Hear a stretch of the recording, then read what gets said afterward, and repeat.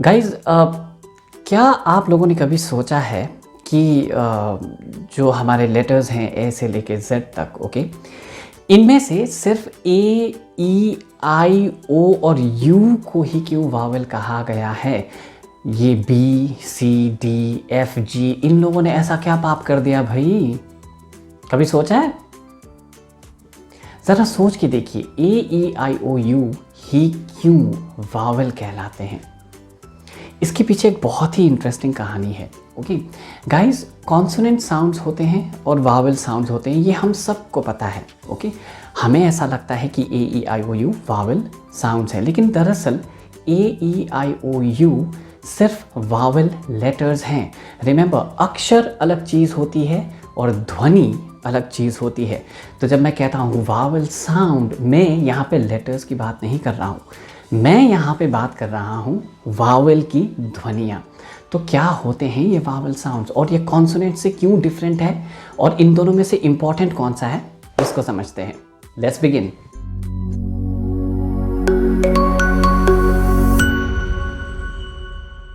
So alright guys, so you know vowel sound का मतलब ये होता है कि जो हम नेचुरली निकाल सकते हैं। ठीक है, नेचुरली निकाल सकने का मतलब ये होता है कि आप कोई भी आवाज़ जब आप गले से निकालते हो और उसको ओरली मैनिपुलेट करके नहीं निकालते।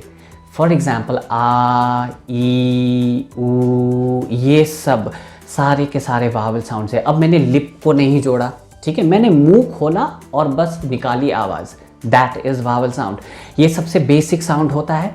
जब एक बच्चा पैदा होता है तो वो पैदा होते ही रोता है और that is a vowel sound.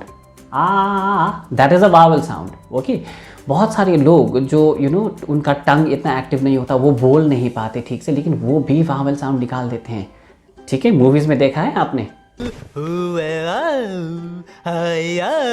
लड़की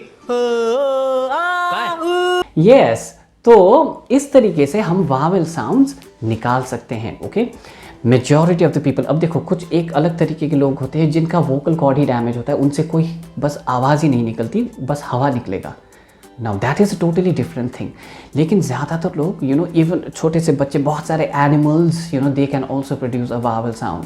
ठीक है, सो ये इतना इंपॉर्टेंट है। अब इंग्लिश लैंग्वेज का वावल साउंड से क्या लेना देना गाइस? हर लैंग्वेज से वावल साउंड का लेना देना होता है।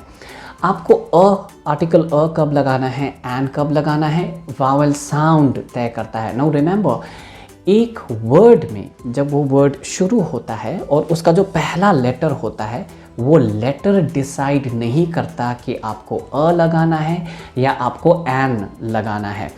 उस लेटर का जो आवाज़ है, जो ध्वनि या फिर साउंड है, वो डिसाइड करता है कि आपको अ लगाना है या एन लगाना है।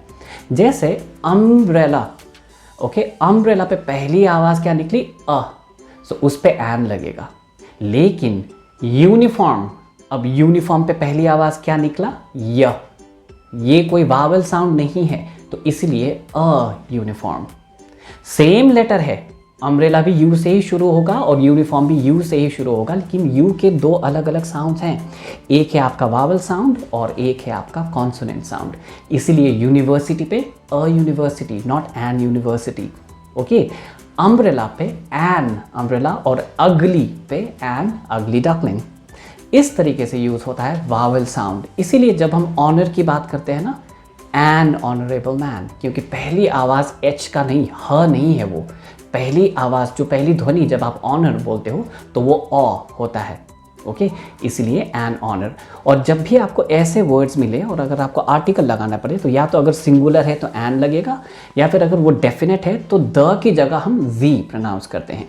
जी अगली डकलिंग, ओके, जी अम्ब्रेला, या फिर जी एप्पल, जी ऑरेंज।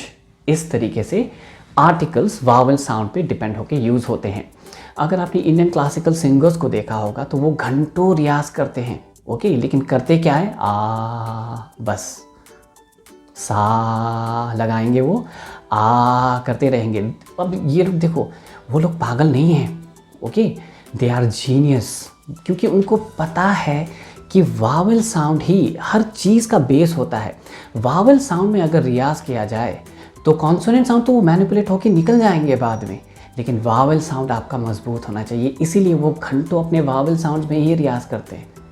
इसका दूसरा बहुत इम्पॉर्टेंट रोल होता है जब भी हम अब अच्छा ये चीज़ मैं बहुत ज़्यादा देखता हूँ कि जब भी अगर किसी को इंग्लिश बोलने को लगाया जाए तो हम इंडियंस में क्या होता है कि हम जब अटकते हैं ना तो करते हैं। अब ये जो जो लगाते हैं ये हम कॉन्सोनेंट साउंड को खींच देते हैं। देखो एग्जाम्पल में क्या होता है कि अगर मैं किसी को बोलूँ तो वो ऐसे बोलेगा and okay, but if no वो फ को खींच रहे हैं एंड ड को खींच रहे हैं और इफ़ इट को खींच रहे हैं, नो। तो इसको भी बोलने का एक सही तरीका होता है। अगर आप वावल पे स्ट्रेस देके जितना मर्जी खींचना है खींचो, एंड ऐसे, या फिर इफ, हाउएवर ऐसे, हाउएवर गलत है वो, ओके तो ऐसे नहीं करना चाहिए हमें। ओके, सो आई होप कि this video has helped you to understand about the basic differences between the vowel sounds in English and the consonant sounds. There are 21 consonant letters. Okay, now remember कुल मिला के A से लेके Z तक होते तो 26 letters है, लेकिन English में there are approximately 44 sounds. जो ध्वनियाँ जिसकी मैं बात कर रहा हूँ ना वो 44 हैं। इसीलिए CAT cat होता है, C से शुरू होता है लेकिन पहला साउंड क है, लेकिन CIRCLE वो स होता है, सर्कल। ओके, तो C के भी दो साउंड्स हैं, क एंड स। Okay, CITY city, not kitty. Alright, so I'll see you soon in my class. This is DC signing off and have a wonderful day ahead. Bye bye.